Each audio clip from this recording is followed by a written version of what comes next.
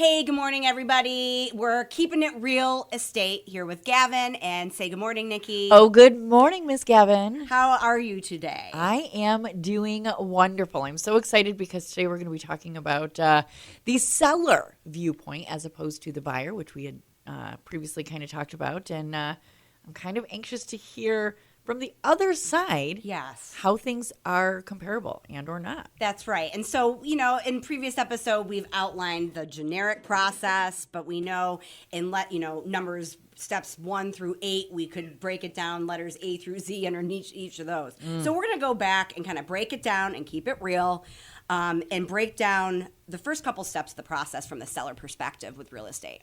Which is great for you to do because I think a lot of people get very intimidated and worried when they're the buyer, but as a seller, everybody's like, what do I got to do? What do I have to worry about? I'm just selling a house. You have to be prepared, y'all, okay? So, number one thing I'm going to say, and it just kind of hit a light bulb with me, Nici, is it costs money to sell your house, people. If you don't know that and that just struck a chord with you, let's break that down a little bit. Yes, please do. Now, have you maintained your home well? Is it in great shape? There's different reasons why people are selling, and sometimes it's a positive, pleasant thing, and sometimes it's not. Death, divorce, diapers, diamonds, all those things. But, it's all about the condition, the quality of the house. Have you maintained it? The location, and ultimately the price. Okay? And so those are the 3 big indicators. And so you have to understand, we're not just putting a for sale sign up there and hoping for the best. Hopefully you've got a beautiful home that's well maintained and you've got the great location. It checks the boxes for a lot of buyers and it might sell quickly. But number one, you should expect from the very beginning, it's going to cost money to sell your home, which leads you to number one, you should be interviewing and working with a real estate agent and interviewing several to see what's the right fit for you so that you understand and have these conversations up front so you know what the costs are up front. Okay. And is that, and when you are referring to costs, what are you referring to exactly? So typically in number one, there's going to be compensation involved, agent compensation. Right, okay. So when you're getting your house ready and maybe it's not your first rodeo, but some people, maybe they haven't sold in a while, it's the first time they're selling a house. You really, if you are not an expert yourself, you should be sitting down with an agent who is an expert in selling homes, who has probably sold 100 homes to your one.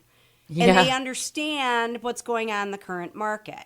So that alone is worth its weight in gold, and there's going to be compensation for that agent to work on your behalf to help you sell your home. Okay. Typically, that's 6%. Oh, okay. Okay, 6% of the sale price of your home. And that agent, the listing agent, and we won't get into the nitty-gritty details of a contract today and how that gets split, but it's typically 6% in our area, and that listing agent typically earns 3% of the sale price on the list side, and then if they're not the agent that actually sells the home, they're splitting that 6% and giving 3% to the buyer's agent who sells the home. Okay? So right away, it's typically 6%. It could be different, and it depends on who you're working with. And that's why I say it's really important to talk to several agents and talk about what they charge, what service they provide. It's just not about compensation, the percentage of the sale price. What are they providing within that? Okay. And typically, so you're going to sit down, and I recommend interviewing several agents, and ultimately, you're going to invite them to your home because they need to see the house. Right. They need to be able to assess that house and do what we call a comparative market analysis and present to you comparable properties. And there's probably not a perfect comp for your home right now in the market because we have such low inventory. Right. But we're going to use the data that we've got access to that real estate agents have. And they're going to use typically MLS data and look at comparable properties to present to you a price range as to where they would recommend you price the house to sell. Now, every agent has a different approach to that. Everybody's working towards the fair market value of a home. But I would say most agents want to price it right, quote unquote, maybe even a little bit less than fair market value to attract buyers, because we have to think like buyers when we're sellers. And you're going to hear me say this all the time. Sellers have to think like buyers and buyers have to think like sellers if we want to culminate in a transaction. Interest rates are high for buyers right now. at least comparatively so than where they were years ago at 3%. We're never going to see that again. Right. Okay. Right. If we do, it'll be a long time and I might be 6 feet under at that point. Not quite sure. Okay. Anything's possible in real estate. But at this point in time, most buyers have normalized the 6 and 7% interest rate. And so when interest rates go down, prices of homes tend to go up. But right now, we need to price these right if you really want your house to sell, Mr. or Mrs. Seller. Okay. And so 6% of that sales price, this is what you're paying your agent for. Again, that's negotiable. It always has been. And that's why you do need to sit down and interview several agents to see what kind of service they're providing for what they're charging you. Okay. That includes the market analysis, where we're going to price this, but they're also going to give you tips and tricks about your house. If they walk in, they might have some recommendations on staging the home. Okay? Yeah. They might have some recommendations on repairs.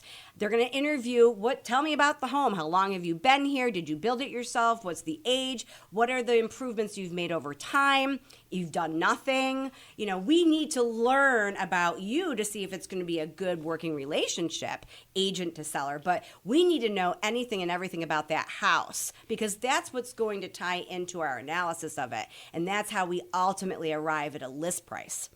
Always trying to get you more and the most for your home in the shortest amount of time. Right. But we have to be realistic. Otherwise, both seller and agent are going to be really frustrated. Yeah. It's the kiss of death in this market to price it too high, in any market.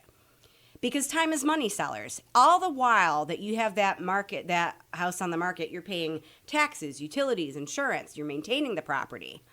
And so agents aren't just looking for a quick sale. They want the right sale. I hear sellers say all the time, well, I'm not going to give it away. We don't want you to give it away. It's a valuable asset. But we also have to be realistic as to where it's going to sell in the current market. And that's why it's really critical that you work with an agent that understands this market. Yeah. And can guide you to get the most bang for your buck. There are going to be some things that maybe you're not willing to do. If an agent sees that maybe you need a major improvement like a new roof, and that's going to really tie into some issues with financing if you have a financed offer, you might say, you know what, I'm parting with a home. I'm not willing to do something like that. Maybe I'll offer a concession to a buyer or something like that.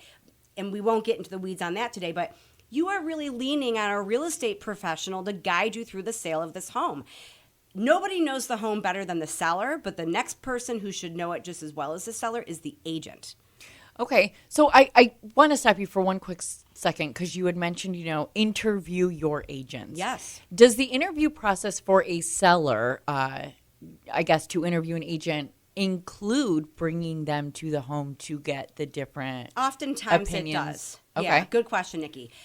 It can work different ways. Typically, Okay. I'll meet with a seller in the office first, safety first. Of course. Because, maybe you're a Thank personal you. referral or maybe you're a family member and I know you. But if I don't, for both of our safety, let's meet in the office, keep it professional. Let's talk about how I work, and any agent will tell you, this is what I charge for compensation. We can negotiate on that. This is what a listing contract looks like. Here's a market update. Okay. You're getting a lot of expert insider information in that initial meeting to understand what's going on in the market, what a seller's agent does, what a listing agent does, what their job description is, and what you're going to negotiate on the compensation for that. Okay. The next step, if the seller feels as if this might be a good fit, and to the agent, agents should be interviewing clients just as much as clients are interviewing agents. Exactly. It's got to be a good working relationship, right? So right away, if both parties think that it's a fruitful and hopeful working relationship, the next step typically would be to meet at the home. We have Okay. to look at the subject property.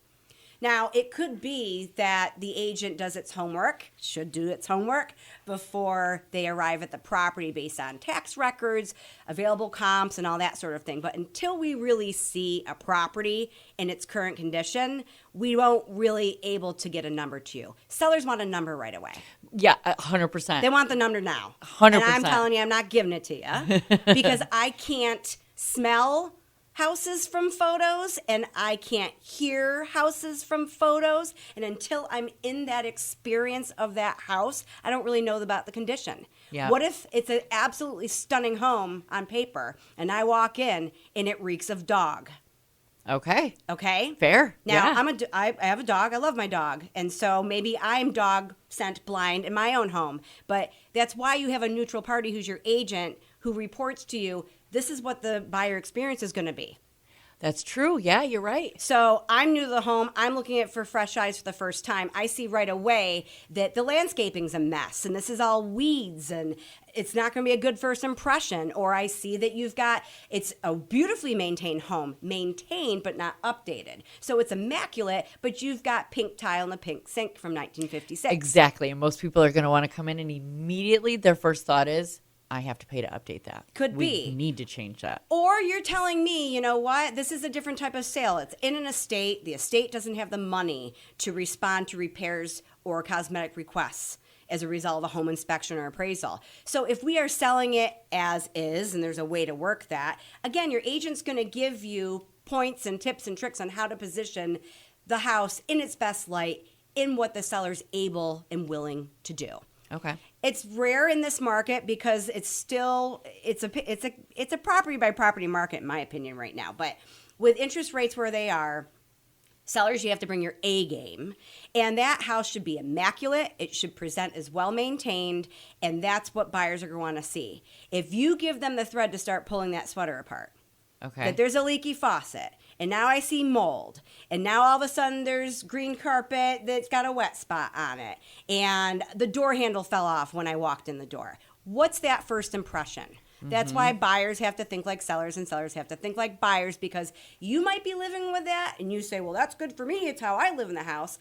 Yes, but you're trying to sell the house to its next buyer. Absolutely. The other things that I see, and I don't go into a home. That's why I have that initial meeting, Nici, with folks and say, what's your motivation? Why are we selling? We have to understand that. And that's why sellers, you should be interviewing several agents, and agents, you should really be understanding the motivation and position of the seller to understand what's the story behind this to get this house sold, because it's not cookie cutter. It's individualized. Once we have that idea behind our impetus for the sale, then we can say and consult on what must be done and what could be done and what should be done. So I might say in a best case scenario, all these things should be done to get the highest price for the home. But if you don't have the budget or the ability, at the very least, it's got to be clean. Maybe it's got to be cleared. Maybe it's light staging. Maybe the house is best unstaged. A lot of times you have an estate where it's full of stuff and they're like, what do I do with all this? Get rid of it. No one wants to buy your stuff, you know? Yeah. Or you might have that buyer that says, I'll take everything as is. But then that really is going to reflect in how we price it. So this acquiesces into, like, my big thing that you got to prep like a pro. And number one, no matter what your budget is, you can clean. That's true. Clean the house. Yes. Okay? number one, it should be clean. It should smell fresh. It should look fresh. Even if you've got those tiles from 1956 and you've got old countertops and all that, if it's clean, it will present better. So cleaning, decluttering, that's huge. You might live with a bunch of stuff on your countertops. But when people walk in, buyers to look at a home, they want to see clean surfaces. If they can't see the countertop, they don't know what they're purchasing. 100%. And it ties into the condition of the home, okay? Decluttering, depersonalizing. I love that you've got all those be fair and be happy decals all over the house. And you've got personal photos all over the place. If they start looking at all of that stuff or the stars on the ceilings in the teenager's room, that's great. And I love that you use your house that way. But buyers are going to come and say, these people aren't going anywhere. Look at all their stuff. Look at all the stuff I'm going to have to remove. And it's so personalized that they can't see themselves in the house. That's what I was just going to say. Once I see that, I can no longer picture my life there because all I can see is their life. That's the impression in my mind. Vision's a biggie. You know, not everyone has it. Some people can look past it. Most can't. You love that you have that tie-dyed wall or that, tapestry up there. But I'm going to tell you, you know what? Not everyone's going to. So get rid of it. You almost want it to look like it's such a neutral blank slate for somebody to come in and personalize themselves. It shouldn't be personalized when you're on the market. Yeah. Best case scenario. But again, I present the best case scenario of what you can do, and sellers, we work together to culminate what's the best fit for you. First impressions matter, curb appeal, put the little potted geranium on the porch, make it cozy, but don't make it overwhelmingly personalized. Small repairs, bring big returns. So fix the leaky faucet. Make sure the doorknob works. If you've got torn screens, is that a repair that's within your budget to get that right? Yeah. Maybe the tree needs to be trimmed. Mow the lawn. Exactly. And that's such a simple thing, but Clean that the makes bathroom. a huge difference. Right? Yeah. Don't have dirty dishes in the sink when we're doing showings. So we need to get everything photo ready to get those photos that we need to get online for the marketing, but also that continues through showings. And so put yourself in the shoes of the buyer sellers. You've got to be able to be presentation ready. And that's why you need a real estate agent to guide you on these things, because you don't see it in your own space if you're living there. No, it's too normalized to you. That's You're right. absolutely right. 100% right in that. So just a couple of tips. There's a lot more where this came from, but that's why I say find the agent that's going to work best with you. It's got to be a good fit. Can they advise you to the market? Do they understand your home? Can they give you a tiered approach of how best to approach preparing your home for the market? And are they going to be the person that gets you to the closing table? Absolutely. I love that you break all this stuff down, because it's just so informative and simple little things I feel that are so easily overlooked. I think so. And a lot I of think nuance. I appreciate this. Again, not difficult, but detailed. And you are right. Yeah. But details we would never think about. At That's least right. I wouldn't. And I know I'm not alone. So That's right. You got it. I appreciate it so very much. And is there anything else you want to quickly add in there? Just always keeping it real here, keeping it real estate. We hope you all love it. have a wonderful day. If you have questions, always hit us up, guys. We love your questions. And otherwise, until next time, we'll keep talking about the buying and the selling process in real estate. Absolutely. Well, of course, I do certainly hope you have a wonderful day. Thank you so much. And Thanks, until Nici, next you too. week, I'll Awesome. talk to you later. Bye.